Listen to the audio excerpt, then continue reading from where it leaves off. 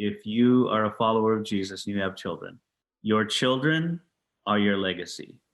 The greatest thing you will ever do in life, the greatest accomplishment will be to raise your kids to follow the way of Jesus. It's not a secondary thing. It's not a side thing. It's the most important thing. When you get old and you look back, that's what you will really consider your success or failure, is what God did through your children. And so just remember that. That's why the Apostle John said in 3 John 4, I have no greater joy than this, to hear of my children walking in the truth.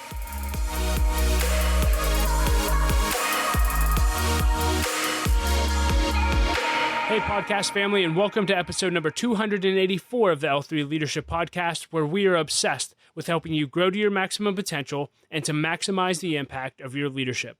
My name is Doug Smith, and I am your host, and today's episode is brought to you by my friends at Bare Tongue Advisors. If you're new to the podcast, welcome. I'm so glad that you're here, and I hope that you'll enjoy our content and become a subscriber. And if you've been listening to us for a while, thank you so much, and just make sure that you've subscribed on whatever app you listen to podcasts through. And also, if you would leave us a rating and review, that would mean the world to me. That helps us grow our audience and reach more leaders, which is our whole focus here at L3 Leadership. So thank you in advance for that. Well, in today's episode, you'll hear my conversation with Phil and Diane Comer. And Phil and Diane are actually the parents of John Mark Comer. If you're unfamiliar with John Mark wrote a book called The Ruthless Elimination of Hurry, which made a significant impact on my life in 2020. And I've been recommending it to everyone that I know ever since. And I started following John Mark after I read his book. And a few months later, my wife bought me a book for my birthday. And the book was called Raising Passionate Jesus Followers. And she said, this book is by John Mark Comer's parents, Phil and Diane Comer. And I said, well, I can't wait to get into it. And as I started reading about them, they raised 4 kids, including John Mark, who are all living for God and making a difference in the world. And Laura and I read the book so quickly because it was unbelievable. It was the most practical book on parenting that we've ever read. And we've been gifting it to parents all the time because literally we believe every parent needs to read this book. And Phil and Diane are the real deal. They've been married for 41 years. I already mentioned that they've raised 4 kids who are changing the world, living for God. And they've been in ministry together that entire time, and they have a crazy life story. You're going to love this interview, and if you're a parent, you're really going to love it. And again, please get a copy of this book. There'll be a link in the show notes. Raising Passionate Jesus Followers. Again, one of the best parenting books I've ever read, the most practical for sure. But before we get into the interview, just a few announcements. This episode of the L3 Leadership Podcast is sponsored by Bare Tongue Advisors. The financial advisors at Bare Tongue Advisors help educate and empower clients to make informed financial decisions. You can find out how Bare Tongue Advisors can help you develop a customized financial plan for your financial future by visiting their website at baretongueadvisors.com. That's BERATUNG advisors.com. Securities and investment products and services offered through Waddell & Reed, Inc., member FINRA and SIPC. Bare Tongue Advisors, Waddell & Reed, and L3 Leadership are separate entities. I also want to thank our sponsor, Henny Jewelers. They're a jeweler owned by my friend and mentor, John Henny, and my wife and I got our engagement and wedding rings at Henny Jewelers, and we just loved our experience. Not only do they have great jewelry, but they also invest in people. In fact, every engaged couple that comes into their store, they give a book to help them prepare for marriage, and we just love that. So if you're in need of a good jeweler, check out hennyjewelers.com. And with all that being said, let's dive right into the episode. Here's my conversation with Phil and Diane Comer. Well, hey, Phil and Diane, thank you so much for taking the time to do this interview. And why don't we just start off with you both just telling us a little bit about who you are and what you do? Wow. Well, we're Phil and Diane Comer, and we've been married almost 43 years. And we met each other in the Bay Area in California. I grew up in what I'd call a God-fearing home, but I had no clue who Jesus was. And I gave my life to the Lord in college, and he radically changed my life. And I left this band I played in for 9 years and ended up becoming a worship pastor as a young guy. And Diane was singing, back then it was choir. She was singing in the 100-voice high school choir. And you couldn't date, if you're on staff, you could not date girls in the high school group. So the week after she graduated, I asked her out.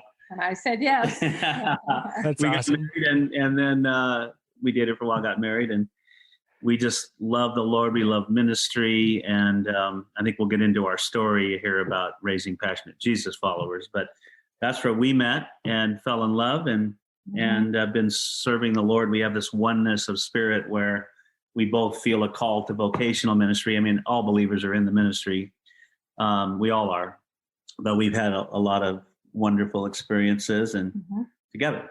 Yeah. And my story is similar. I grew up never hearing about Jesus. Our family went to church occasionally, like they believed in God, but didn't know what to do with that. And ended up being in Europe for many years and came home as a teenager and heard the gospel for the first time because of a group from a church just kind of swept me into their social circle. And I found out who Jesus was for the first time, and I've been following him really ever since. And like Phil said, we both love church ministry and have done that our whole lives. And now we have this passion for basically for parents like we were all those years ago. Our oldest just turned 41 yesterday. And all those years ago, we were Phil and Diane who had no idea what to do. We looked at Christian families and thought it just seems like they know what they're supposed to be doing, and read every book we could find, a sliver of a chapter to say, how do you do this? And now we're in awe to see all four of our children and their spouses and now our grandchildren beginning also to follow Jesus. And it really is true. There's no greater joy than seeing our children walking with the Lord. Yeah. We both got saved in what's called the Jesus movement, which was probably the last great revival in America. And so we were part of this church that grew to be one of the first mega churches in California in the Jesus movement days. And this youth group grew from 14 to 1,000. So you had all these passionate kids, but so many of them, their parents weren't walking with the Lord. And so we really came to know Jesus. He changed our life. But then when it came to having our firstborn, our youngest is 29. We got 2 girls in between. In our book, we write about, how do we do this? Because we had no model. So we had to look to others in the church who became our mentors. Yeah. I'm certainly glad you were intentional about seeking that out, because you just wrote a new book. And actually, I found you through the fruit of your parenting skills. So about 1.5 years ago, a friend handed me a book called The Ruthless Elimination of Hurry that was written by your son, John Mark. And that transformed my life. And so I've been following him and his work for the past 1.5 years. And I was telling you, before we jumped on the interview earlier this year, I was telling someone about the Ruthless Elimination, and someone recommended your book to my wife, and we got a copy and we could not put it down. We are in a season, we have 3 little ones at home. And so we're trying to gather, like you did, as many resources as we can to make sure that we are great parents and raise world-changing kids who are passionate for Jesus. And this book was just the roadmap that we needed. I've been buying copies. My wife and I have been buying copies for our friends. Anyone we know with little ones, it's like, you have to read this book. And so I want to spend the majority of our time together just going through the book. And I am curious, you gave a little bit about your story, but why did you write this book, and what do you hope that parents get from it? We wrote the book that we wish we'd had when John Mark was first born. Yeah. And in fact, all throughout the book, every chapter, which is grouped according to age and formation, Phil would ask me, Di, 2 questions. What were they? What do you wish we knew? Right. Yeah. Mm-hmm. And what do you wish we'd done differently? So we basically wrote what we wished we'd been able to grab hold of at that point. We were asked to do this by the elders of our church. It's a long story how it came about, but it was really something God just called us to, and we did it. John Mark really was the catalyst. He was. Yeah. And to be clear, we didn't know everything that we wrote about when we were raising our children.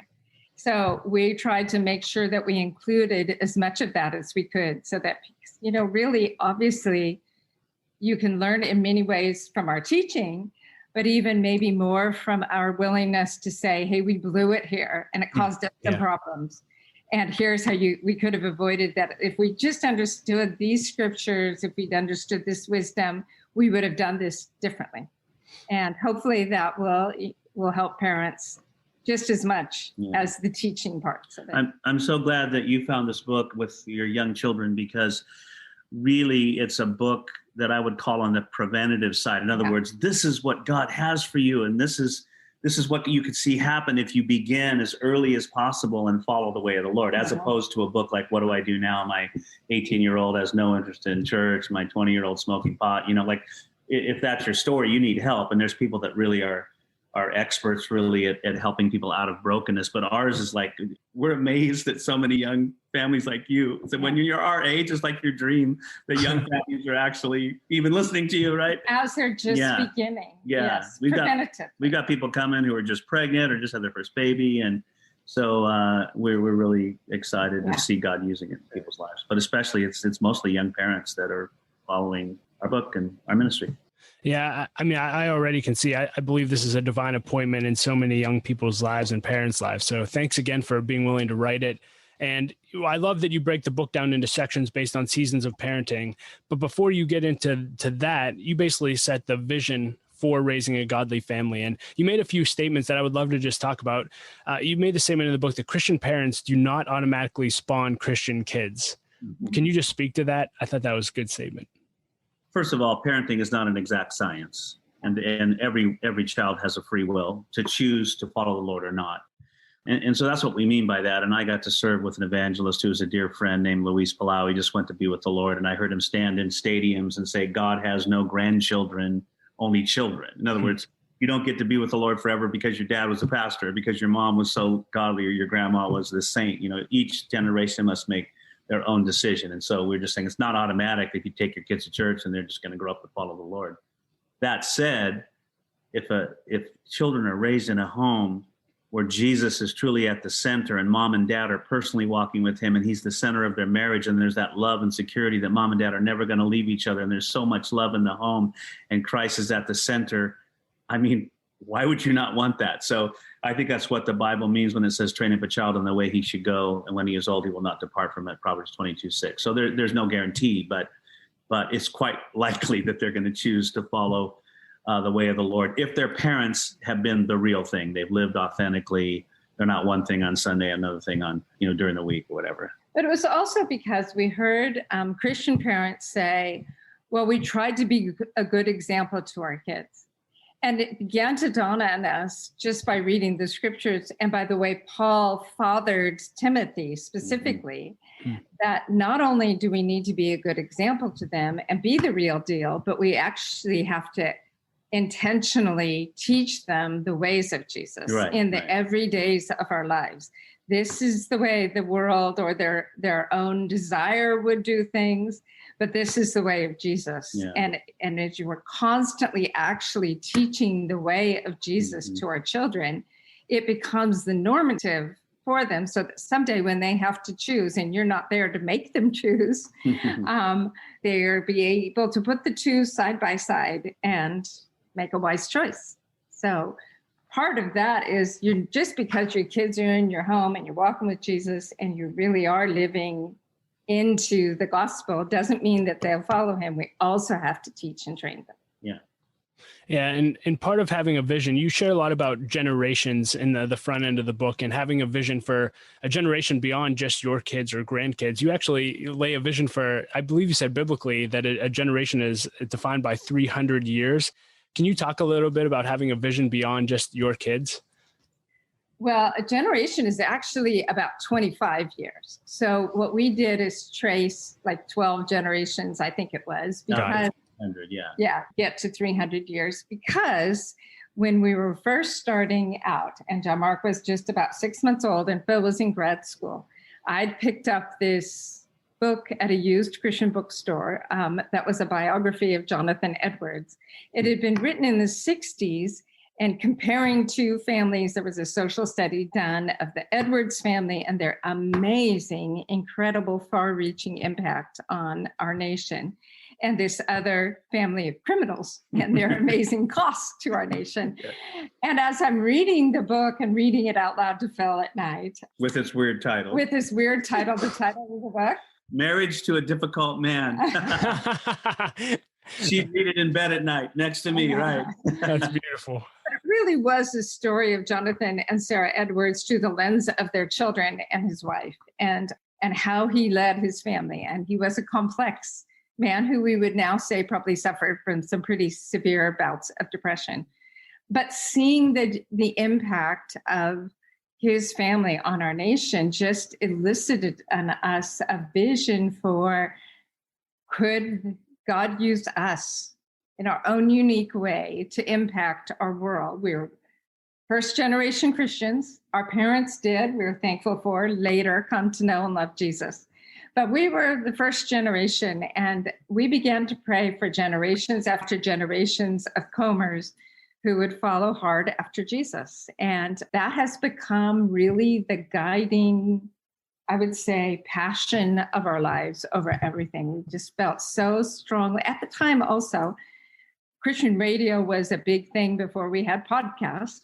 And I was listening pretty much daily to different teachers.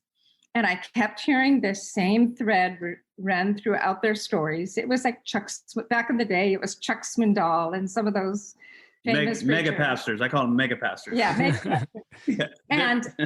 And thinking, gosh, how did they even know all this stuff, And as still first generation Christians. And I kept hearing the same thing repeated in their story. Most of them came from multiple generations of passionate Jesus following parents and grandparents and great grandparents. So that showed us that we were just starting this, and that it would be really through our children that we would have by far the greatest impact on the kingdom. And that's on the one hand, humbling that we had limitations starting so late. On the other hand, it informed everything we did from then on, not being child-centered parents, but being very intentional about bringing our children along to follow Jesus as we were learning to follow him. Yeah. So really, we figured out, we believe that the greatest thing we would ever do for the kingdom would be what we saw God do through our children. Mm-hmm. And of course, John Mark is probably the most publicly known of our 4 kids, but God is using all 4 of our kids to accomplish far more than we will probably, we'll be with the Lord unless he comes back, sooner. There'll be what God will be doing through them and then through their children while we're with the Lord, it will go on for generations. And that's what I want young parents to understand. When you get up in the morning, you're exhausted and your 3-year-old throwing a tantrum and you got to change a messy diaper and, whatever. It's not just what you do that day. When you raise those kids to walk with the Lord and you fast forward 20 years and they start getting married and they raise their kids to walk with the Lord and their kids walk with the Lord, what you're doing tomorrow morning is affecting generations to come. And when you do the math, it turns into one family. If you raise your kids to follow the Lord and they raise their kids to follow the Lord and they raise their kids, what Diane did is carried it out 12 generations, and it's 16 million something Jesus followers from one family. Now, of course, not all will choose to follow, but you can see it's going to be in the millions. So it just gives parents so much hope. Like what I'm doing is of eternal significance because God ordained the family. It's the basic unit of society. And when families are strong, nations are strong. And you see in America, as the family crumbles and falls apart, our nation is crumbling and falling apart. But we can be the light. We can bring strength. We can bring grace. We can bring the kingdom of God everywhere we go. And it's affecting generations to come. And we can bring others into our family. Yeah. And this is really important and really crucial, is that we aren't just us 4 no more, kind of a family unit. We are part of the body of Christ. And just like families opened their home to me as a 15-year-old, just hearing the gospel for the first time, not knowing how it should or would affect my life. He brought me mothers and fathers who kind of brought me under their wing while my parents were figuring it all out. And they discipled me. They took me on as their project. They corrected me at times, things that I was oblivious to. That's an important element of this too, because every parent, we're blessed according to the scriptures. Abraham was blessed so that he would be a blessing. And we as parents are blessed in order to be a blessing. So at the same time, we're looking around who has a natural affinity in our family that just we have this connection with, and we bring them along with our kids, hoping that we're going to influence a whole nother generation of people. Which, of course, is what Jesus was talking about when we read in the Gospels. He's teaching, the room is packed, and his mother and brothers show up, and they go, your mother's outside. He goes, who are my mother and sister and brothers? Those who do the will of God. People take that a little too far and kind of slam the nuclear family. That's not what he was talking about. Yeah. I guarantee you, he went outside afterwards and said, hi, Mom, how are you? Because when he was dying on the cross, the last thing he did was take care of his mom. But what he was saying was the kingdom of God is bigger than just your family. So when we bring others into the family it's a beautiful thing. And so many people do not have Yeah. even a mother and a father who stay together, and their hearts are broken. And so they can come to a family like yours and experience the love of Christ in something they've never experienced or known. And then they're going to say, I want that. And then they can choose to follow the Lord, even if their parents split up or their parents didn't follow the Lord. They can start fresh like we did. And then later on, our parents began to follow Jesus because they were on our prayer list for a long time. Wow, that's huge. And so, Diane, very similar to you, my in-laws, actually, I was a troubled kid, lost my mom in high school. Through that, long story short, someone invited me to a Bible study that was led by my wife's mom. And I was a drug dealer in my high school. And I left Bible study that first night, and my wife told her mom, I can't believe Doug came to Bible study. If he's the most influential kid in our high school. If he ever got a hold of God, he could change the world.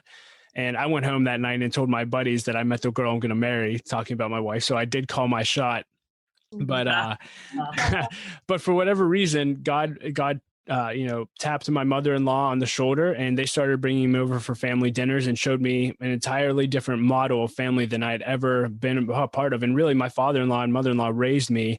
I would say still to this day, I'm 36, but that's huge. And so parents, if you're listening to this, look for others that you can bring into your family as well. It sounds like it changed Diane's life. I know it certainly changed mine. So thank you for sharing that.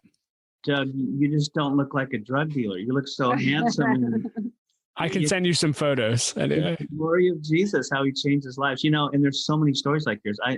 A couple that's on our board, he's executive pastor at our church, same thing. He's Canadian and married an American, and he grew up and his parents were just caught up in their careers. He was like a latchkey kid. And then he started dating this girl, and just all he wanted to do was be at their house because that's where he learned what a family looked like that followed Jesus, and he ended up marrying her. Same story as yours. And they're one. Later on, his dads we know. Now he's one of the best fathers we know, and now his parents later are following the Lord. But great story. I'm glad you shared it. Yeah. So what I'm hearing on the vision side is really, you have to make this a central focus. If you're going to raise passionate Jesus followers, it has to be, you actually made a statement that I loved. You said, we made our kids our life calling, putting them before ministry, careers, personal comfort, and our own agendas. And so leaders, if you're listening to this, parents, please make this a focus. It has to be your number one priority if you're going to achieve that. I want to move now into more of the different seasons of parenting. And you start with the season that I'm in. You called it the foundation, and it's birth through 5, which is where all 3 of my kids fall. Can you just talk a little bit about this stage, and then, we can dive into some of the specifics you shared in the book? Yeah. We all know what a foundation is. You think of building a house. The foundation is critical, right? If the foundation isn't solid, the whole house is going to lean or creak or eventually fall down, especially in California where the earthquakes are. And we believe that parenting, these first 5 years are critical. You have to be all in. Diane always encourages the young moms who are exhausted. She goes, the problem with parenting, is it so? Daily. Talk about the foundation, babe. And you start off, nursing these child, and what did you do? And carrying the child, even in pregnancy. Now science is telling us that even the pregnancy matters as far as a child who is not anxious or prone towards even illness. So in those first few months where you're just caring for a person who is completely dependent on you, literally you're keeping them alive. And it's exhausting, and it's more intense than anybody is prepared for. I've talked to and met with so many career women who are really at the top of their careers, and they have their first baby and think they're going to be in and out of there in 12 weeks, maternity leave at the most. And they're just absolutely discombobulated by the whole thing, by the absolute constant need. It's completely different skill set. And no mom ever feels like she's got it. And no dad ever feels like he can be enough help in the process. But those are critical years of teaching your child what it means to turn to God for comfort. So you think you're just comforting a distraught child, an angry child, a sick child. In reality, you are getting them comfortable for the Father's arms so that someday they know to run to him for comfort and for care, rather than run to a bunch of different people or a bunch of different things or substances that bring the comfort that all of us are actually made and wired up to desperately need. So what your wife and you are doing right now with those kids, and they fall down and hurt themselves, or they get so mad at each other or whatever, it's critical right now because you're building something into their DNA, into their very bone structure that will inform their walk with God in future years. Yeah, So, you're showing them who God is. I like to say to fathers, father like the Father. Look at how the Father fathers you. And just a little story here just came to my mind when John Mark was our firstborn. Of course, your firstborn, you definitely don't know what you're doing. But he's super driven, super hard to unwind. And, we were probably doing everything wrong. But I remember he was probably 14 months old. He's over a year old. And I was still having to sing him to sleep. He'd be on my, I'd be holding him, walking back and forth, singing, and I'd sing Amazing Grace, How Great Thou. I'm singing Jesus songs to him. And I'd finally get him asleep. And then, the trick is to get him off your shoulder and into bed without waking up. And I remember this so vividly. As soon as I tried to move him off, he'd wake up and grab hold of my neck and say, "Sing more, Daddy." So he'd literally cling to me. And then I was reading Deuteronomy one day where it actually says, serve the Lord and cling to him. So when you're an earthly father giving your kids that comfort, that fatherly daily presence and comfort, you're teaching them one day how to go to the Father and cling to him. So anyway, these first 5 years, a lot of parents, kids are so cute. And so but they very quickly after, 1 year old or they have a strong will and you don't touch that and they touch it to what you're going to do about it. So, we like to say by age 5, you want to see in your son or daughter a heart of obedience, not perfectly, but they need to be able to accept no.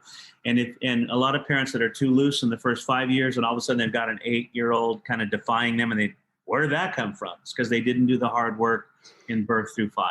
So laying the foundation is so important. If you're on it during those first 5 years and you do the hard work, and even though you're physically tired, you're going to have way more fun later on. And so we like to call it the foundation that you're beginning to see self-control in their life. You're beginning to see them to have a heart of obedience. And maybe you want to say more about that, babe, but it's probably the most important season of parenting is those first 5 years. Yes. Wow. And Jesus gave the analogy when he talked about, building your house on sand or on the foundation. He said, and everyone who hears these words of mine and does them will be like a house that was planted on solid rock. And so that's what you want to do with your kids. And so singing songs about him, Diane would tell them that story about when you were exhausted and you were nursing and you couldn't, your kids wouldn't sleep at night.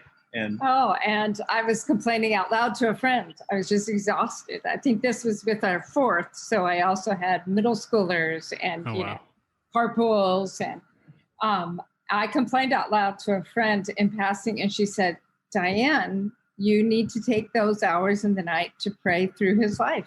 Wow. And to intercede. She was explaining to me what intercession was. And so I did. I mean, what a great challenge. Actually, I think that was with my firstborn because I remember thinking he's never going to sleep through the night because I need to keep praying for this boy through all the next stages of his life. But even in those very early years is where you lay a foundation for discipline, which is, we came to discover in the scriptures, is not punishment. Punishment is a sort of a pushing away. It's you get what you deserve, shame on you, consequence. And some of that obviously has to happen in their lives.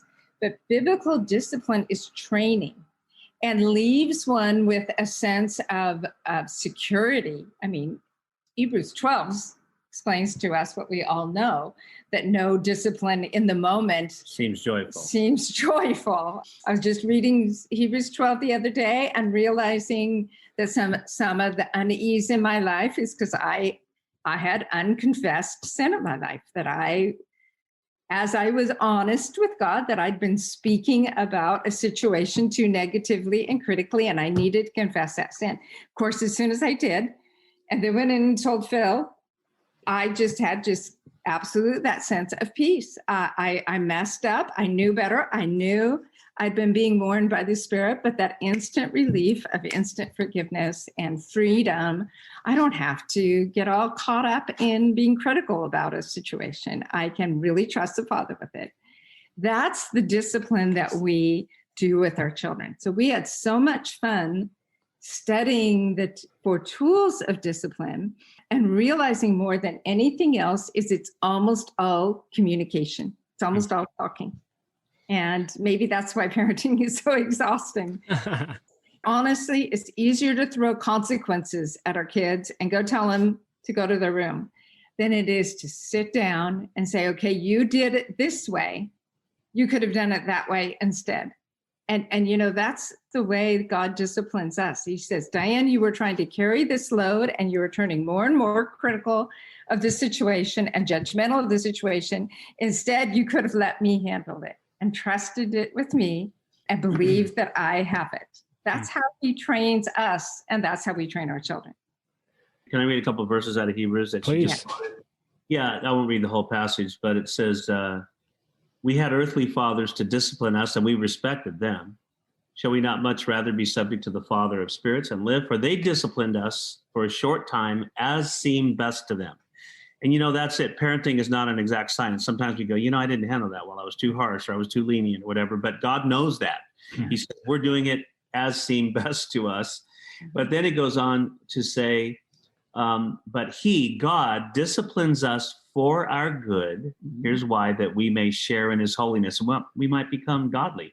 All discipline for the moment seems not to be joyful. That's what Diane quoted, but sorrowful. Yet to those who have been trained by it, and there's this patient instruction, afterwards it yields the peaceful fruit of righteousness. So you will see fruit in your son and daughter's life when you patiently instruct them in the way of the Lord. And they might not like it at certain times, but it's a beautiful thing. And Diane likes to say we parent out of relationship. And I like to remind moms and dads that you have the more influence in the life of your sons and daughters than anybody ever will.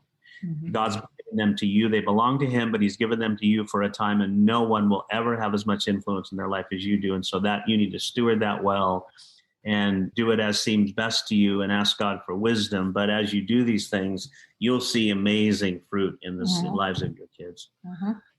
Yeah. And when it came to correction, what I loved about the book is there's so many practical things that parents can just implement immediately. And, a few that stood out that I would just love to hear you talk about. This was actually life-changing for Laura and I. No timeouts. We had started to do the timeout thing, and then we read your book, and we don't do timeouts anymore. But can you talk about that specifically? I just thought that was so interesting.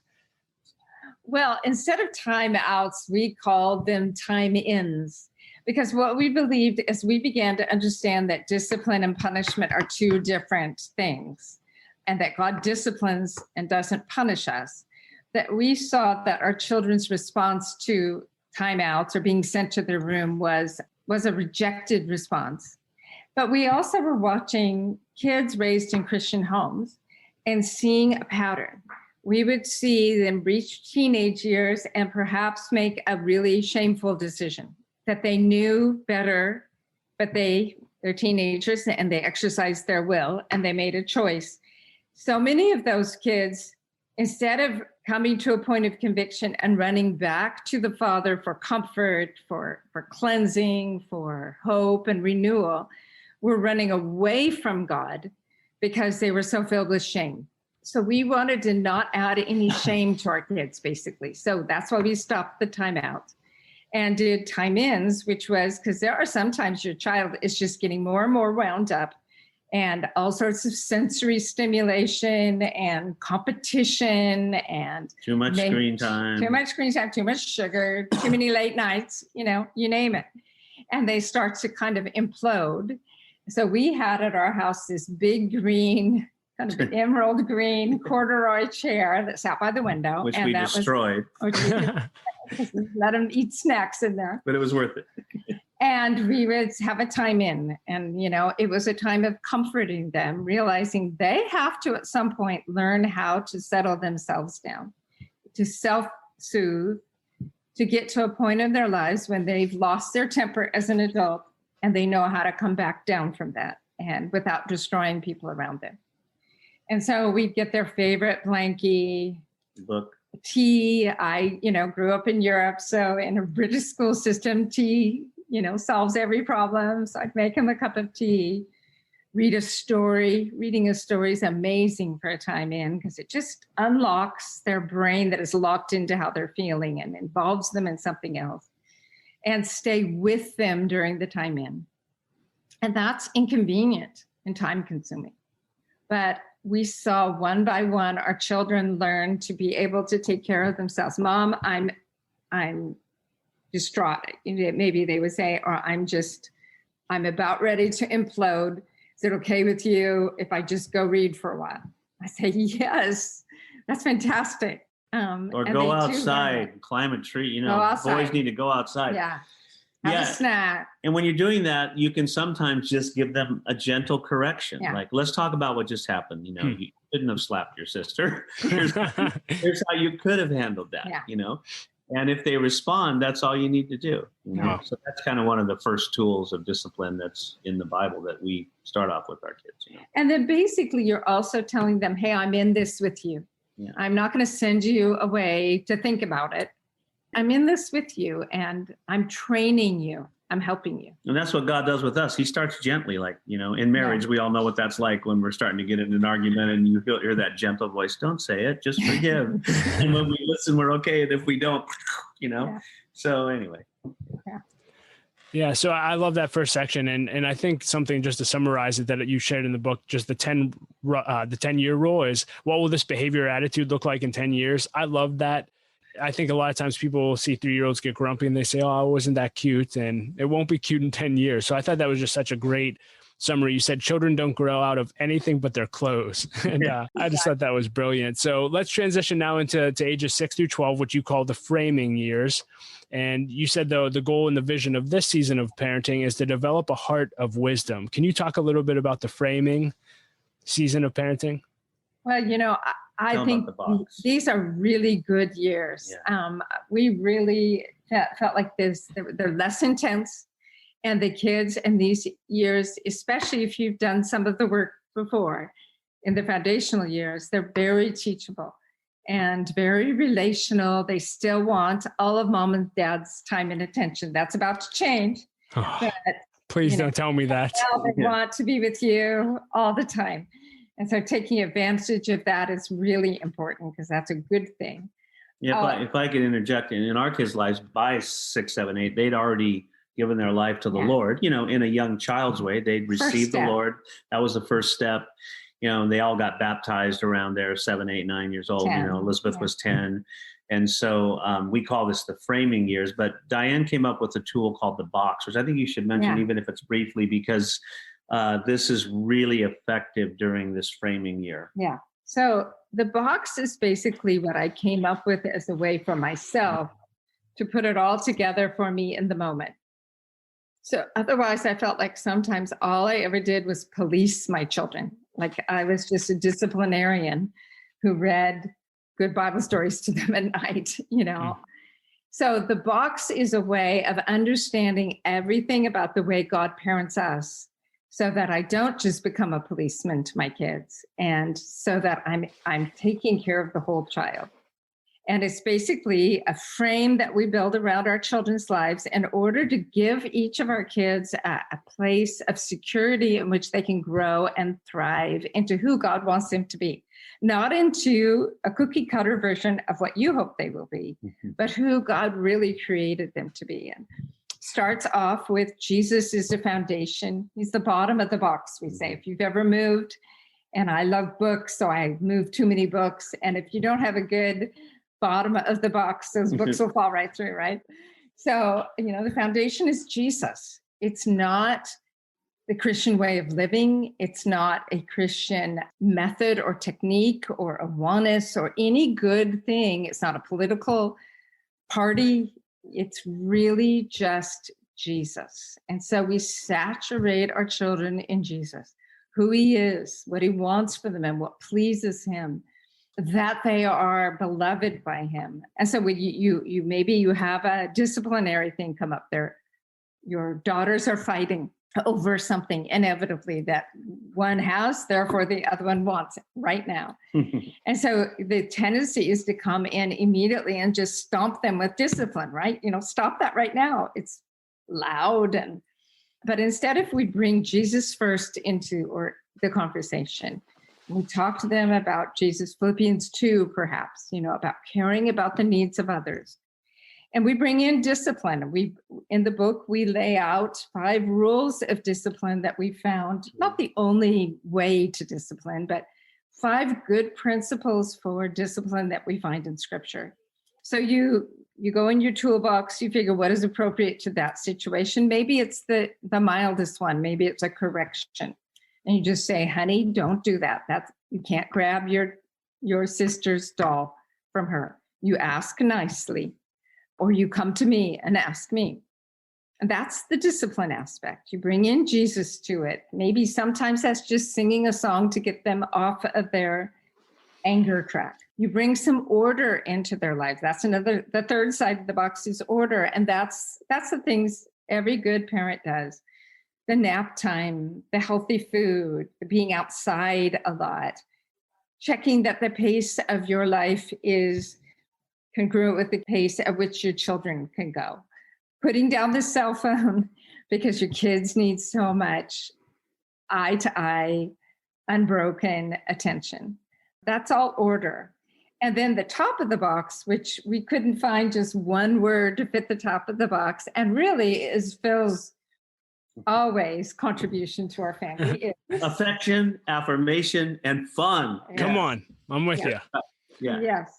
When you do all 4 at once in response to a difficulty or a problem or a conflict, instead of seeing that resentment in your child or that, depending on the personality, or the sulking or the being too hard on themselves, you see your children just thrive because you're doing all 4 at once. You're disciplining, you're bringing in Jesus, you're bringing in lots of fun, affection, affirmation, and you're putting some order back in their lives to make it possible for them to obey. So the box was for me to stop feeling like a policeman and stop feeling crabby all the time and realize this really does take everything. Yeah, and it's not something that you just use age 6 to 12. You start young, but it's very effective in age 6 to 12. It really, really is. And the other things that we focused on were the same things that you read about Jesus when he was 12 years old, which would be the end of what we call the framing stages. Luke 2:52, it says Jesus grew in wisdom, in stature, and in favor with God and favor with man. And stature just means he was growing into a young man, and then he grew in wisdom, and that's really character if you do study on it. So we worked on things like integrity and hard work and those kinds of things. And he grew in favor with man. In other words, people loved to be around him because he loved people. And so we talk about loving people on purpose, and you teach that to your kid. And he grew in favor with God.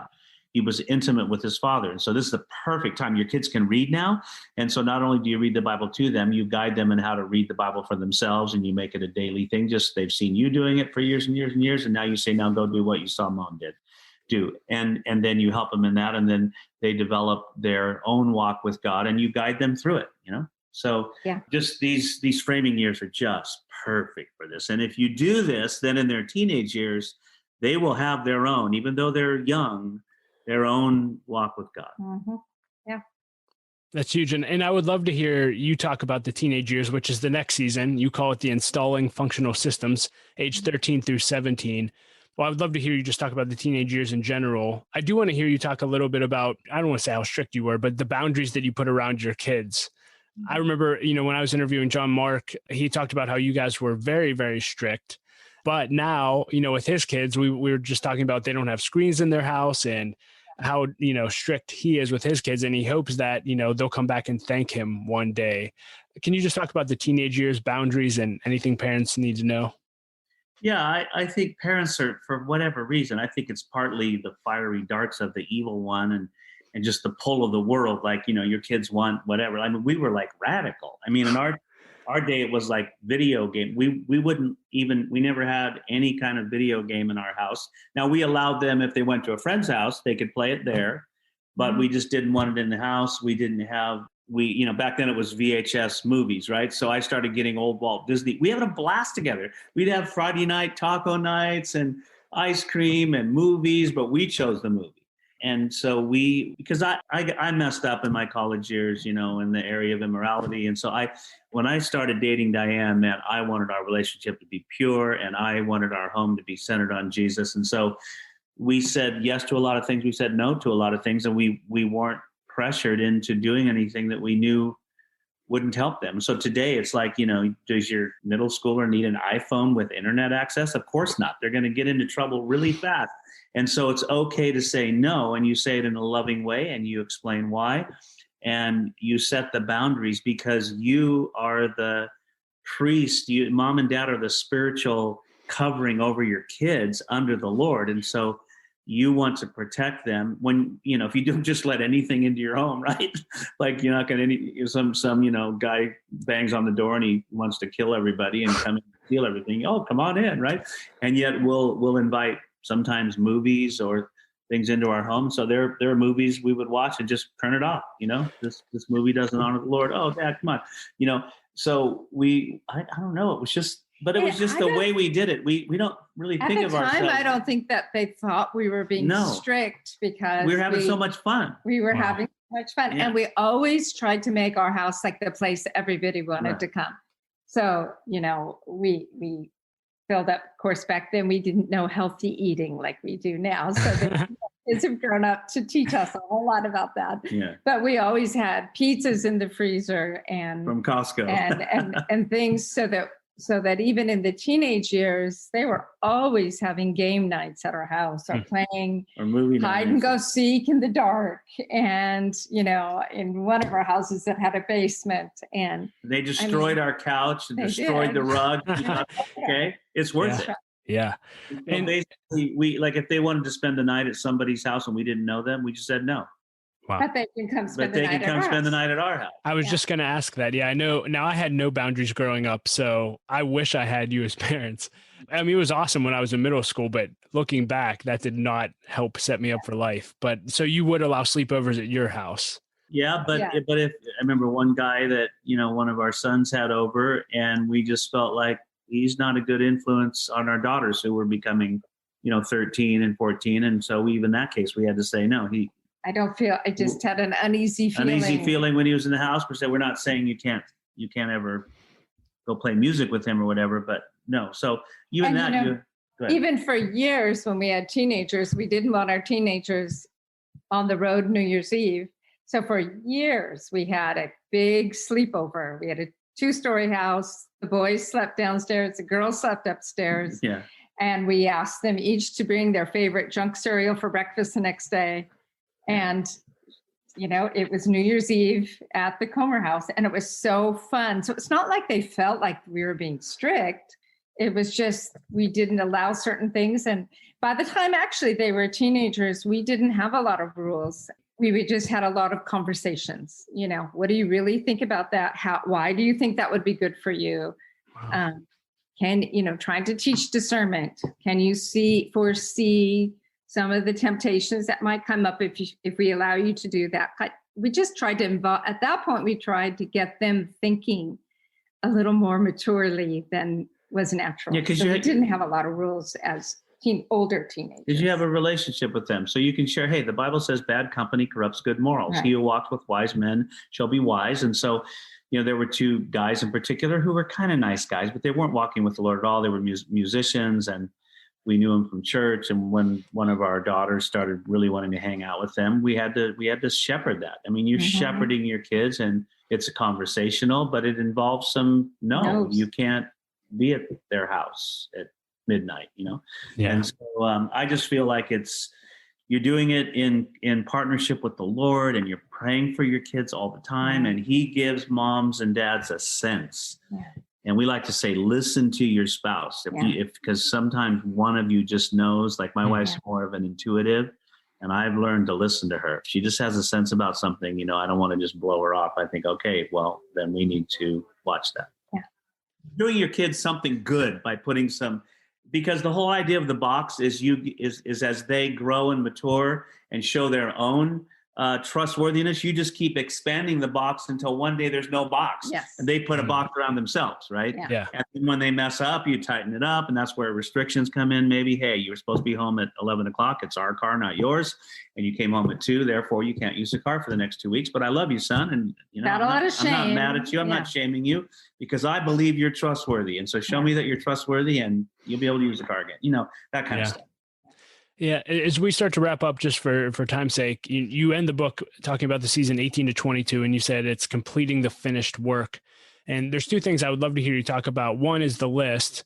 You made a list of 10 things you've got to teach your kids, which I loved. But 2, which I thought was very, very fascinating. It was a small section, but you wanted to teach them to have a theology of suffering. And I thought that was so interesting. And I would love to just hear you talk about that for a few moments.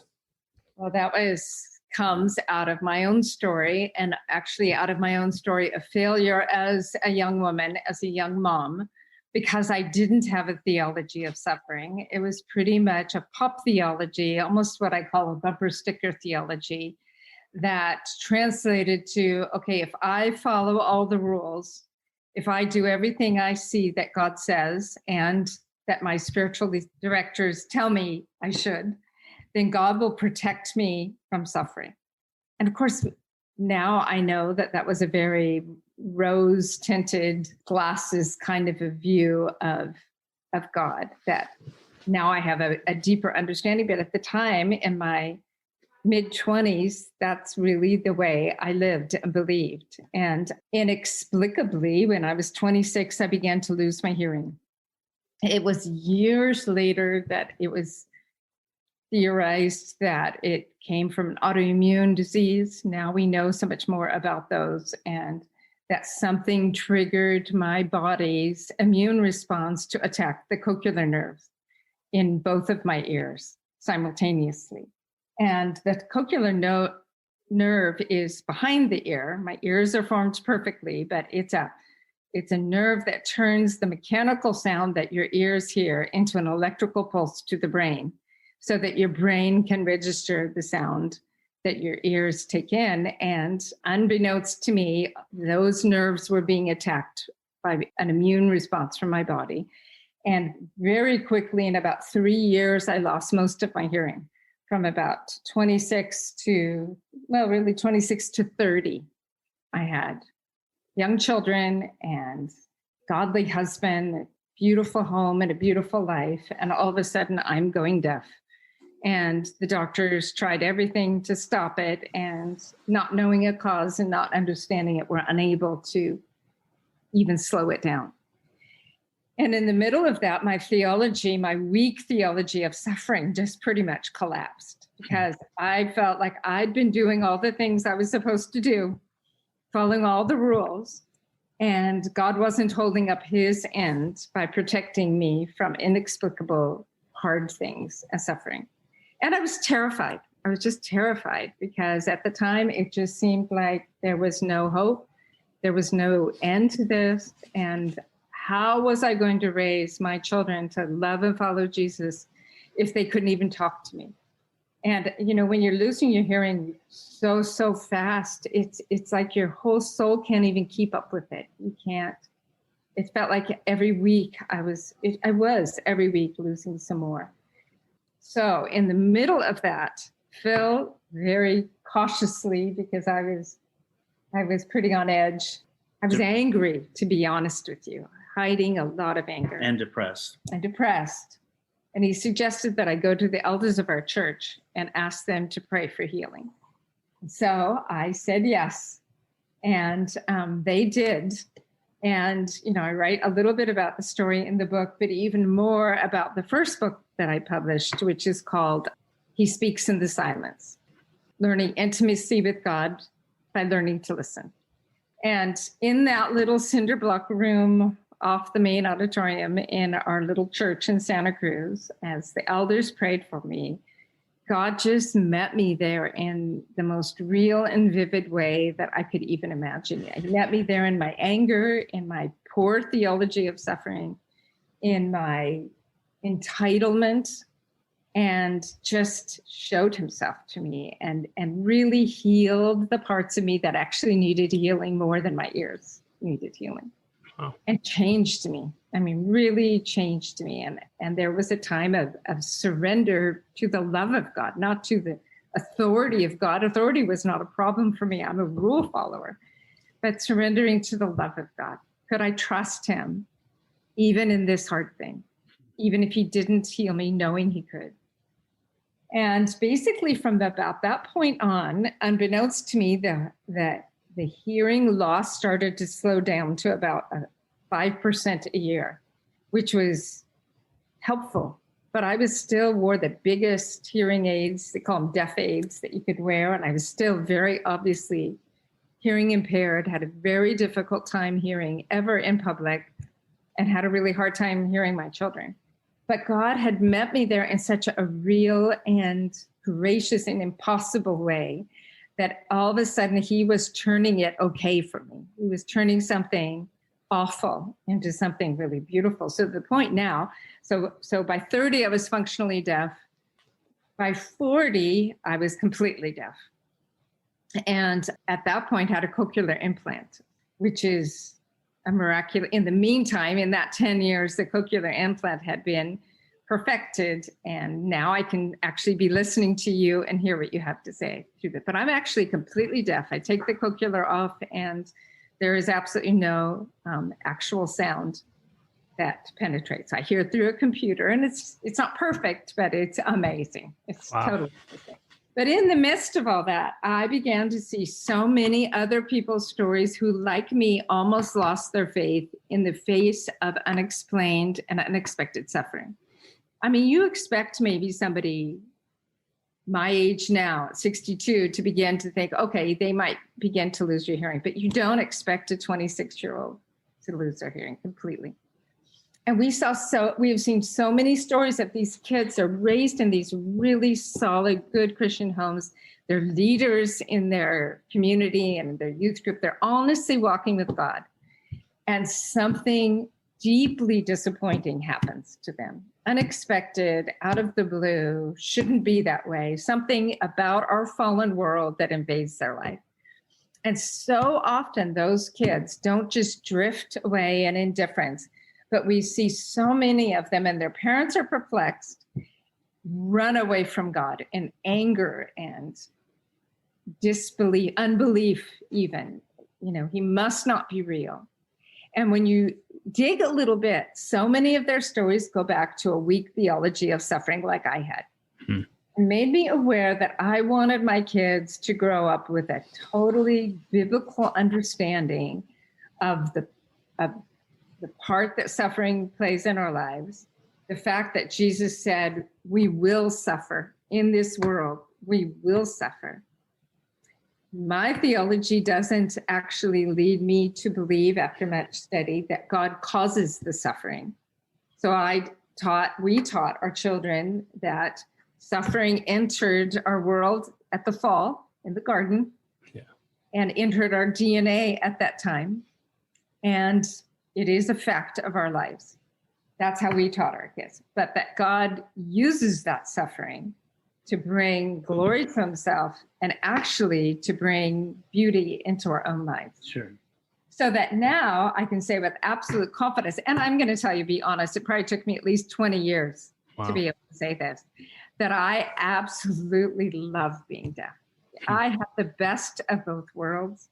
John Mark will tell you, in his love of quiet, like I have, and being an introvert, that he's jealous of me. That I can take this device off and my world goes totally silent.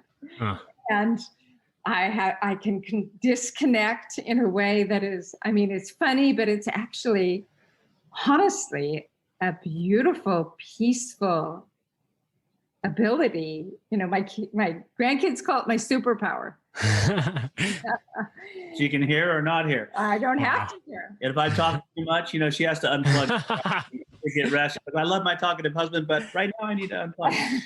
But anyway, Jesus said, in this world you shall have tribulation, but take courage, I have overcome the world. John 16:33. So teach your kids that walking with Jesus, you know, why some people suffer deeply and others don't. It's just things we don't understand. But you want to raise your kids to know that following Jesus doesn't mean everything's going to go perfect in my life, but he will be with you. in the good times and in the hard times, at the mountaintops and in the valleys. Mm-hmm. And it's in the valleys that really he refines us and molds us and makes us more like him. And so just, bringing your kids up to know that sometimes God will use us. I mean, it says that he, when we suffer, he comforts us so that we can comfort others with the comfort that we've been comforted with by God. And so it's just part of his plan to show himself to the world. Yeah. Well, Phil and Diane, this time together has been rich. Thank you both for saying yes to Jesus in your lives. Thank you for both raising passionate Jesus followers that have impacted my life and our generation. And thank you for this time. As we close our time together, is there anything else that you want to share with parents today before we wrap up? Just one thing. If you are a follower of Jesus and you have children, your children are your legacy. The greatest thing you will ever do in life, the greatest accomplishment that you will ever accomplish will be to raise your kids to follow the way of Jesus. It's not a secondary thing. It's not a side thing. It's the most important thing. When you get old and you look back, that's what you will really consider your success or failure, is what God did through your children. And so just remember that. That's why the Apostle John said in 3 John 4, I have no greater joy than this, to hear of my children walking in the truth. And I just want to say that. Amen. And now it is our greatest joy, and we'll be able to see the fruit. Well, thank you both again. And again, parents, leaders, if you're listening to this, please go out and buy a copy of this book. If you email me, I might buy you a copy. So you need this. Thank you both for writing it in. Hope you have a great day. Thank you so much. Hey, leader, thank you so much for listening to my conversation with the Comers. I hope that you enjoyed it as much as I did. And you can find ways to connect with them and links to everything that we discussed in the show notes at l3leadership.org/284. And hey, as always, if this episode helped you, please share your key takeaways on social media or send this episode to 2 or 3 other leaders that you think it could add value to. Again, you could really transform someone's life with this content and add value to them, and you can help us grow our audience and reach more leaders. So thank you in advance for that. Well, leader, I tell you all the time, but I really believe that if you want to 10x your growth this year, then you need to either launch or join an L3 Leadership Mastermind Group. Mastermind groups have been the greatest source of growth in my life over the past 6 years. And if you're unfamiliar with what they are, they're simply groups of 6 to 12 leaders that meet together on a consistent basis for at least 1 year to help each other grow to their maximum potential, to achieve their goals, to do life together, and to hold each other accountable. So if you're interested in learning more about mastermind groups, go to l3leadership.org/masterminds. And as always, I like to end with a quote, and I'll actually quote the Apostle John. He said this, and this was in Phil and Diane's bio, and I just love this. He said, I have no greater joy than this, than to hear of my children walking in the truth. I just love that. And leaders, the most important place we'll ever lead is in our homes. I hope that you'll lead well. I hope that this episode helped equip you to lead a little bit better. Thanks so much for listening. Laura and I love you so much. We pray for you. We believe in you. Don't quit. Keep leading. And until next time, keep making a difference.